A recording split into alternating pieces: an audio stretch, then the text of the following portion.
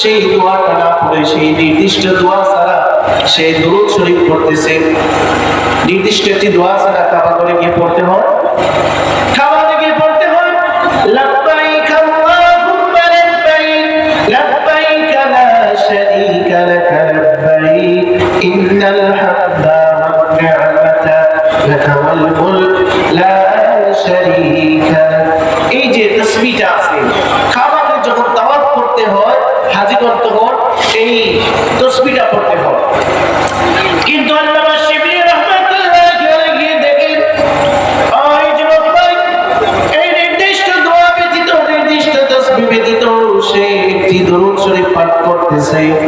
আল্লামা শিবলি রাহমাতুল্লাহি আলাইহি এর মনে প্রশ্ন জাগলো, আল্লামা শিবলি রাহমাতুল্লাহি আলাইহি এর মনে আগ্রহ জাগলো যে ওই যুবকে কোন কারণে সে নির্দিষ্ট তাসবিহ ব্যতীত দরুদ শরীফ পাঠ করতেছে। আল্লামা শিবলি রাহমাতুল্লাহি আলাইহি সেই যুবককে জিজ্ঞাসা করলেন, ও ভাই যুবক, তুমি নির্দিষ্ট দোয়া নির্দিষ্ট তাসবিহ ব্যতীত কেন তুমি শুধু দরুদ পাঠ করতেছো? কেন শুধু দরুদ পাঠ করতেছো? তখন ওই যুবক ডাক দিয়ে বলল, ও আল্লামা শিবলি রাহমাতুল্লাহি আলাইহি, আমি এই দরুদ পাঠ করার পিছনে কারণ আছে।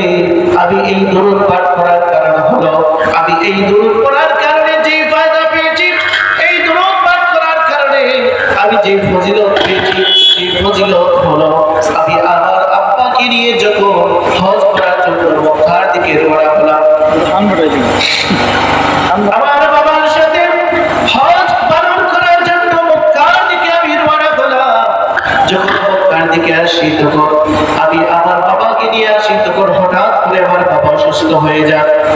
হঠাৎ করে তার বাবা অসুস্থ হয়ে যায়। আমার বাবা যখন অসুস্থ হয়ে যায় তখন থেকে হঠাৎ করে জ্বর হলো।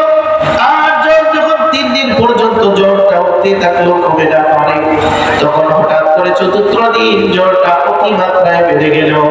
আর জ্বর যখন বেশি বেড়ে গেল তখন হঠাৎ করে দেখি আমার বাবা শরীরটা এত খারাপ হলো, আমার বাবা সেই জ্বরের কারণেই ইন্তেকাল করে।